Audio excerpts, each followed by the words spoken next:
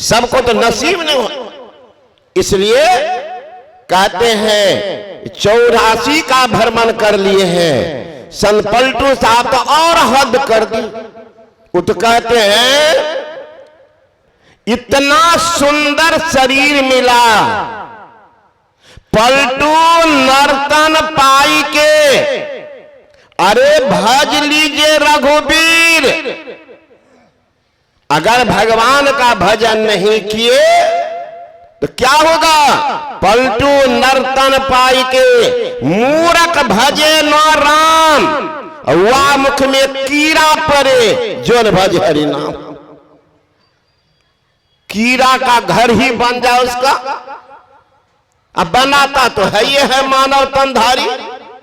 आप कहेंगे बनाता, कहता खैनी जो खाता है खाने वाला जरूर होगा। अगर जांच करना हो तो दिन में तो मुंह सूंघने नहीं देंगे, तो जरा सोने दीजिए, जाकर मुंह को सूंघिएगा, लगेगा लैट्रिन रूम है। ये मुंह को लैट्रिन रूम बनाने वाला यही है भाग्यशाली। दुर्गंधी आती है खैनी खाने वाले को जाकर देख लीजिएगा, प्रैक्टिकल आज कीजिएगा, नहीं कभी किए हैं तो एक बार सुन लीजिएगा जरूर। अब इतना उत्तम शरीर, यह मानव तन है हीरा, लेकिन मूर्ख समझे इसको खीरा। हमें देख देख हो पीरा रे, अभागा मन में उड़ले राम नाम चदरिया रे, अभागा मन खैनी खाते। हमारे बिहार में, चूंकि हर राज्य के आदमी, बिहार में है वैशाली जिला, वह हर घर में खैनी की खेती होती। जाते सत्संग करने, जो धनवान है अपने दरवाजा पर पाल टांग देते हैं छाया, और उसमें खैनी को खड़ा करके रख, घेरा बंद। गरीब आदमी कहां जाएंगे? मात्र के घर, थोड़ा सा खेत, तो खैनी को काट करके जाएंगे। आम के गाछ, पीपल के गाछ, बोर के गाछ, उसके जड़ में खैनी को खड़ा कर देते। कुत्ता का स्वभाव आप जानते होंगे, वो जाएगा वहीं पर अपना खड़ा होकर के मूत्रालय शौचालय सब बना देते। और जब तक में खैनी सूखेगा तब तक में कुत्ता गिदर का पखनो सूख जाता। अब पता नहीं चलता कौन ओरिजिनल खैनी है कौन डुप्लीकेट खैनी। और जिस गाछ के पास वह खैनी, उसके ऊपर में जटायु संपाति के परिवार लोग भी बैठे रहते, तो ऊपर से थोड़ा थोड़ा चूना भी डालते रहते।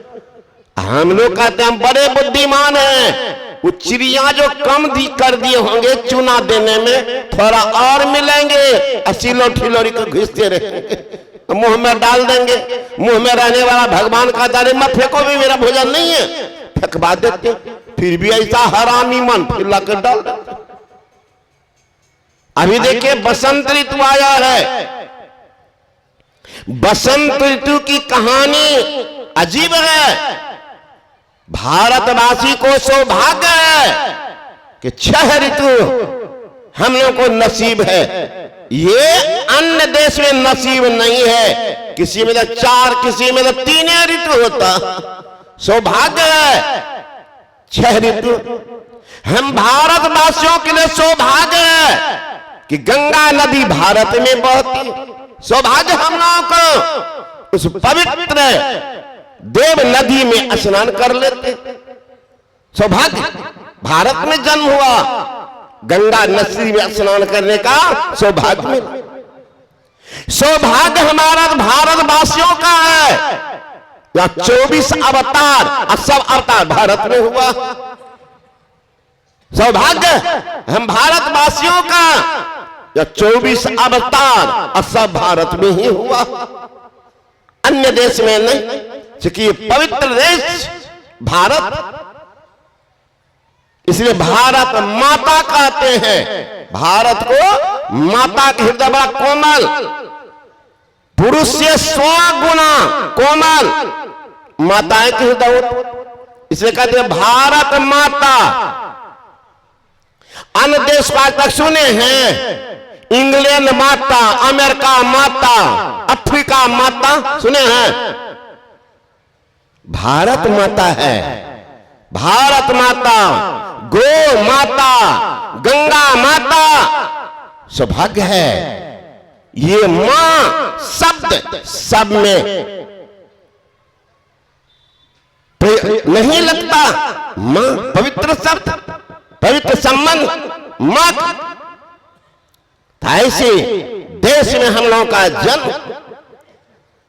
तो मैं कह रहा था, अभी देखिए बसंत ऋतु आया, क्या करने आए हैं? कुछ मांगने के लिए।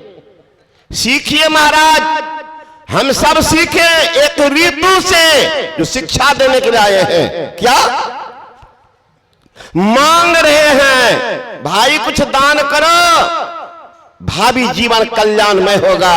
भाई कुछ दान करो, भावी जीवन कल्याण होगा।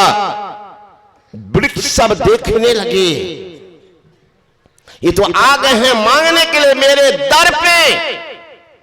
चलो कहा आओ, मैं अपने पास जो भी है वो तुमको दान में दे देता। इतनी उदारता, इतनी निश्चलता हर एक वृक्ष में। सब वृक्ष सारा पत्ता झाड़ करके दे दे। बसंत ऋतु को ले जाओ, मांगने के लिए आए हो, कोई कंजूसी नहीं, ले जाओ। परिणाम क्या हुआ? बसंत ऋतु याचक भया,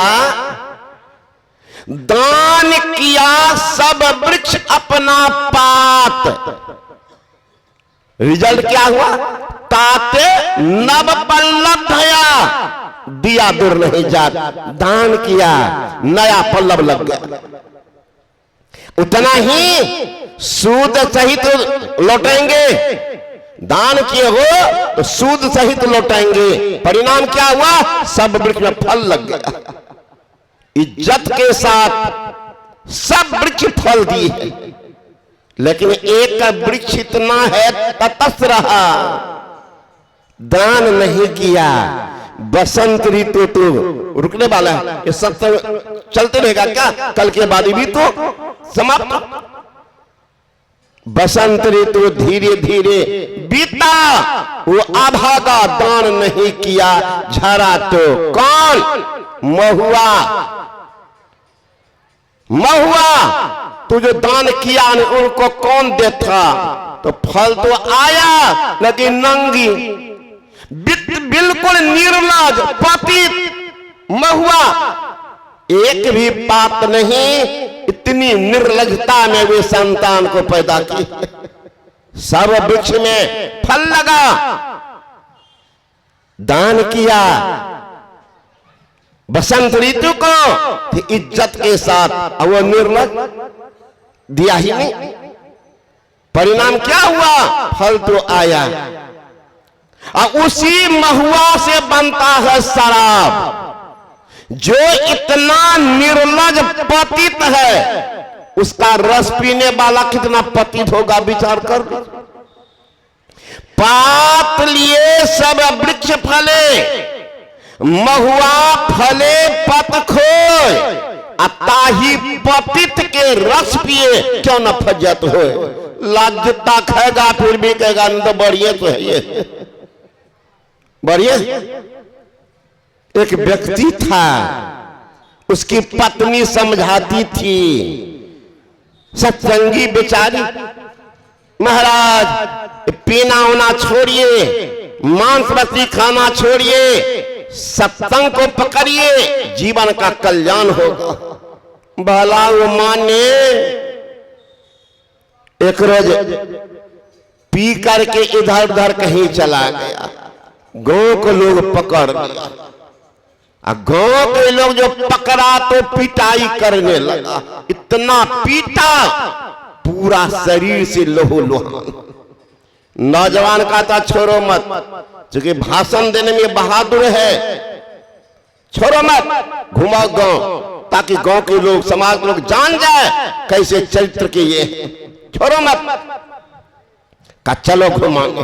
कोई कहा तो ऐसे क्या घुमाओगे, जब घुमाना ही है तो गधे पर बैठा, 10 युवक 20 युवक है, गधा पर बैठा दिया और मुंह में कालिक चूना पोत दिया, गर्दन में जूता चप्पल का माला पहना दिया, लगे गांव में घुमाने। अब तो नहीं कहेगा झूठे आरोप है, नहीं कहेगा झूठा आरोप, घुमाने लगा। एक महिला की दृष्टि गई तो दौड़ गई उनके घर पर। उनकी पत्नी कहती, ऐ जी जानकारी मिली का क्या? अरे तुम्हारे पति क्या पी करके कहाँ गए? नहीं गए, गांव के नौजवान सब पकड़ लिया, इतना पिटाई किया कि लहू लुहान, फिर भी नहीं छोड़ा। कहता मुंह में कालिक चूना पोत दिया, गधा पर बैठा दिया, गर्दन में जूता चप्पल का माला देके घुमा रहा। वो बेचारी दौड़ी, जानती तो थी कि पतित है। एक है पति, एक होता पतित। पत्नियों को पिटता है, माँ बहन को, माँ को पिटता है, बहन को पिटता, जेवर बेचता, वो है पतित। एक है पति जो सतधर्मा, पत्नी को धर्म कर्म में साथ देते हैं, स्वयं धर्म को अपनाते हैं, वो है पति, वो है पतित। तो जानती थी कि पतित है, फिर भी मोह महाराज बड़ा जबरदस्त। दौड़ी तो कहने वाली जो थी माई, वो कहती अरे कहाँ दौड़ी जा रही हो? इसी रास्ते होकर के भी आ रहे, इसी रास्ते का रहे, रास्ता के बगल में घर हो, यही रुको। तो आंगन के बाहर निकल के खड़ी हो गई, 2-4 महिला और पहुंच गई। तब तक उस निर्लज पतित को लिए आ रहे। घर के सामने जब आया, पत्नी की नजर गई, इतना विभत्स रूप देख करके रोने लग गई। उनकी रोने की आवाज उस निर्लज के कान में जब गई, तो उलट करके देखता, ओ ये तो घर के सामने आ गए, तुम्हारी पत्नी रो रही। और उस पतित को सुनिए, वहीं से कहता, फलनी माँ काने छो कथिला, पूरा गांव घूम गेल छिए और 2-4 घर और बाकी छे, अब काने छो कथिला। जब आया तो पत्नी मुंह कान को धोती है, कहती है अब कौन मुंह दिखाइएगा समाज में? चौक चौराहा पर लोग कितना आदर सत्कार आपको करते। मैं भी जाती थी, सहेली सब से बात करने के स्वाभिमान होता था, अब कौन मुंह दिखाने जाऊंगी? निर्लज कहता कि हाँ वो दंड लड़का सब था, 2-4 जूता तो चला दिया जरूर, लेकिन बाद में देखी का क्या गांव वाले हमको कितना इज्जत किए। कहा आपको गांव वाले इज्जत किए? कहा कौन चीज का इज्जत किए? नहीं देखी, सब कोई पैदल चल रहे थे, हमरा घोड़ा पर बैठा हुए थे। अब उस पतित को क्या कहिएगा? एक संत ने कहा, पतित को अपने पतन का पता नहीं चलता जब तक पतित पतन में मिल नहीं जाता। रास्ता तल जाएगा तब दम मारेगा।